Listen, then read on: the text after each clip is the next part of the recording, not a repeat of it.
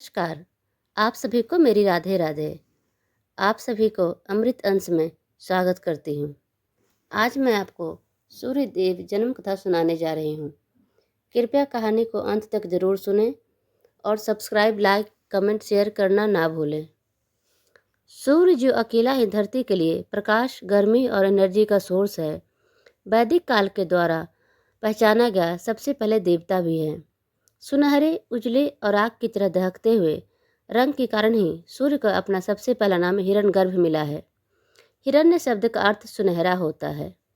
ऋग्वेद के हिरण्यगर्भ सूत्र के पहले श्लोक में सूर्य को धरती और आकाश को धारण करने वाला बताया गया है और इसी रूप में उनकी उपासना करने के लिए भी कहा गया है।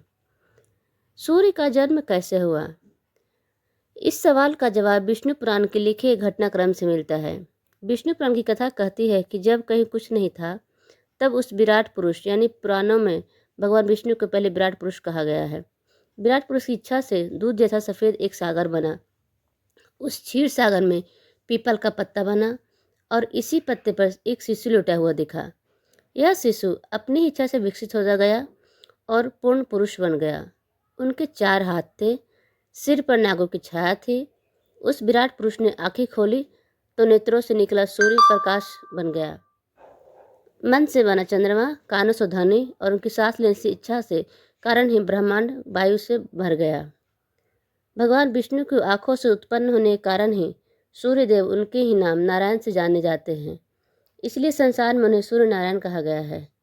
यह भी कहते हैं कि सूर्य को नमस्कार करना, उनकी पूजा करना, असल में भगवान विष्णु की ही पूजा करना है।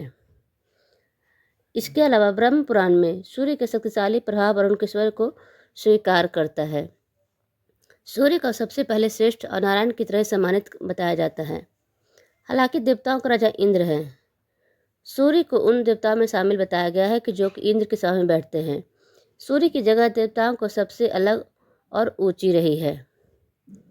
एक बार कहानी के मुताबिक देवों और दैत्यों की लड़ाई हो गई। दैत्य जीत गए, देवताओं को भागना पड़ा। तब सभी देवता अपनी माँ अदिति के पास गए। अदिति ने उनकी परेशानी सुनी तो वह सूर्य की उपासना करने लगी। सूर्यदेव प्रकट हुए, तब अदिति ने उनसे पुत्र रूप में जन्म लेने का वरदान मांगा। सूर्य ने उन्हें अपनी माँ बनने का वरदान दे दिया। अदिति के बेटे के रूप में जन्म लेने के कारण सूर्य का एक नाम आदित्य भी है। अदिति के इंद्र समेत 12 बेटे हैं। इन सभी को आदित्य कहा जाता है, लेकिन कई जगहों पर सूर्य को आदित्यों में सबसे बड़ा भाई गिना जाता है। इसी पुराण में सूर्य का एक नाम मार्तंड भी लिया गया है। मार्तंड को आप मातृ अंड कह सकते हैं। असल में जब अदिति ने सूर्य उपासना करके उन्हें गर्भ में धारण कर लिया तो वह हर दिन सूर्य देव की उपासना में कठिन व्रत करने लगी। एक दिन उनके पति कश्यप ऋषि ने उन्हें समझाते हुए कहा कि इतने कठिन व्रत अनुष्ठान गर्भावस्था शिशु के लिए ठीक नहीं है। ऐसे में अदिति ने अंड रूप में गर्भ में पल रहे शिशु को योग बल से बाहर निकाला। वह एक दहकते सुनहरे आग के पिंड के रूप में जन्मे और जब वह जन्मे तो संसार रोशनी से भर गया।